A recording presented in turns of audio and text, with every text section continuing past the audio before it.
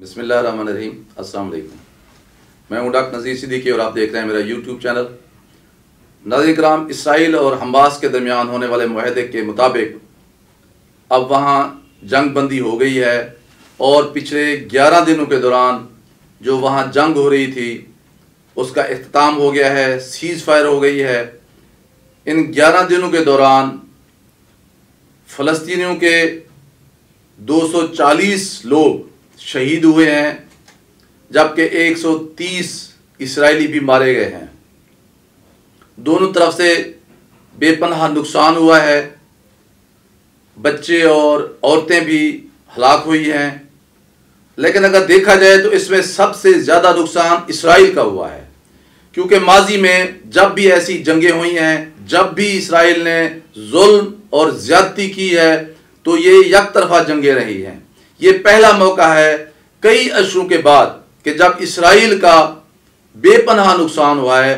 उसको ये तस्वुर ही नहीं था, उसे वो तवक्को ही नहीं रख रहा था कि हमास जो एक छोटी सी तंजीम है वो इस कदर तिगनी का नाच नचाएगी इसराइल को, जिसे अपनी मॉडर्न टेक्नोलॉजी पे, अपनी डिफेंस टेक्नोलॉजी पे और अमरीकी आशीर्वाद पे इस कदर नाज और फ़ख्र था। आप अंदाज़ा करें कि इन 11 दिनों के दौरान हमास ने कुल 3800 के जो करीब रॉकेट जो हैं वो इसराइल पर बरसाए हैं, जिन्हें इंटरसेप्ट करने के लिए तकरीबन आयरन डोम जो उनका एक दिफाई निज़ाम है वो 5000 के करीब जो है वो मिज़ाइल इसराइल को दागने पड़े हैं, जिसमें से बहुत सारे जो हैं वो ज़ाये हो गए हैं। और रॉकेट जो इस फ़लस्तीनियों ने दागे थे वो इसराइली बस्तियों पे जाके लगे हैं, फैक्ट्रियों पे जाके लगे हैं, जहाज़ों पे जाके लगे हैं, उनकी दिफाई तनसीबात पे जाके लगे हैं, जिसकी वजह से इसराइल का ना सिर्फ बेपनाह जानी और माली नुकसान हुआ है, बल्कि इसराइल का सबसे जो ज़्यादा नुकसान हुआ है वो ये है कि अब इसराइली कौम एक खौफ के माहौल में रह रही है। इसराइली कौम के अंदर जो एक एतमाद की फ़ज़ा थी, उसे ये यकीन था कि दुनिया भर में अगर वो कहीं महफूज है तो इसराइल है। आज उसके पास ये एतमाद की ताकत और जो नेमत थी वो ख़त्म हो चुकी है। आप खुद सुन चुके हैं खबरों में कि बहुत सारे लोग शेल्टर्स की तरफ भागते हुए ज़ख्मी हुए और मारे भी गए।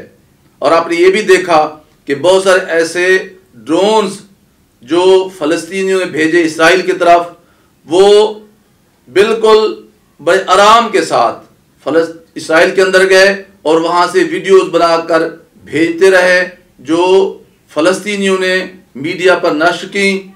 भले हो सकता है कि बाद में वो ड्रोन इसराइल ने गिरा लिए हों, लेकिन ये एक हकीकत है कि इसराइल की दिफाई तनसीबात को फ़लस्तीनियों के ड्रोन्स ने ना सिर्फ कैप्चर किया, ना सिर्फ उनकी फिल्में बनाई, बल्कि उनके सारे राज भी फ़लस्तीनियों के पास आ गए, हमास के पास आ गए। और यही वजह है कि अब इसराइल मजबूर हो गया है। हालांकि अमेरिका उसकी भरपूर सपोर्ट कर रहा था, लेकिन इसराइल को दो तरफा मुश्किलात का सामना था।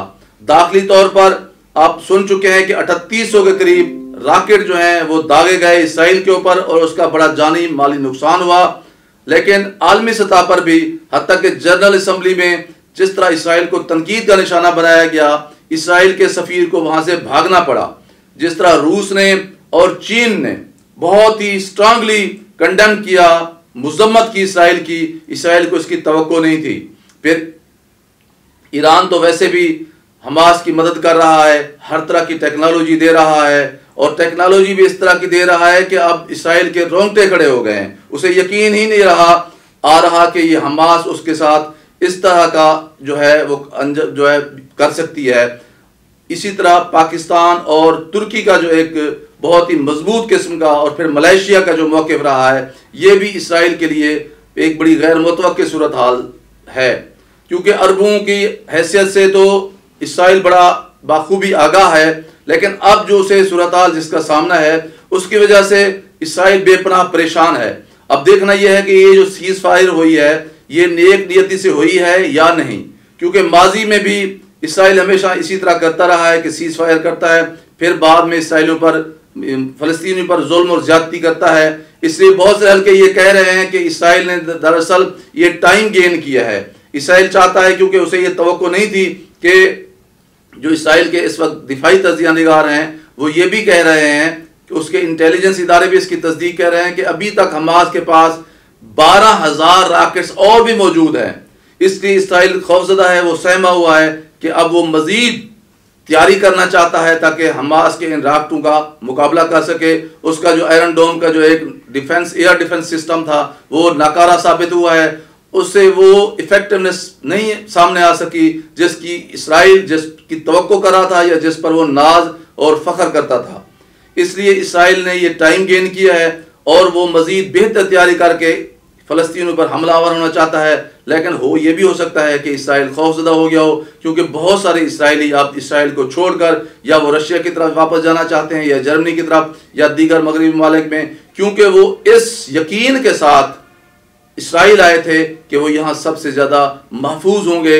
लेकिन अब उन्हें यकीन हो चला है कि अगर इसी तरह हमास और दीगर जो फ़लस्तीनी मुख्तलिफ तंजीमें हैं वो उन्हें जो है ईरान की और दीगर इस्लामी ममालिक की मुआवनत और रहनुमाई और सरपरस्ती हासिल रही, तो फिर यहूदियों के लिए दुनिया भर से आकर इसराइल में अमन के साथ रहना नामुमकिन हो जाएगा। यही वजह है कि उनके अंदर अब एतमाद नहीं रहा और वो खौफ और परेशानी की हालत में इसराइल को छोड़ने के लिए तैयार बैठे हैं। और यही वो सूरत हाल है जिसने नेतन्याहू की हुकूमत को जंग बंदी पर मजबूर कर दिया है। नाज़रीन किराम, आपसे गुजारिश है कि मेरी यूट्यूब चैनल डॉक्टर नज़ीर सिद्दीकी को सब्सक्राइब फरमाएं, इस वीडियो को ज़्यादा से ज़्यादा शेयर करें, घंटी के बटन को ज़रूर दबा दिया करें ताकि मेरी तमाम वीडियोज़ आप दोस्तों की खिदमत में पहुँच सकें। अगले वीलॉग तक इजाज़त। अस्सलाम वालेकुम।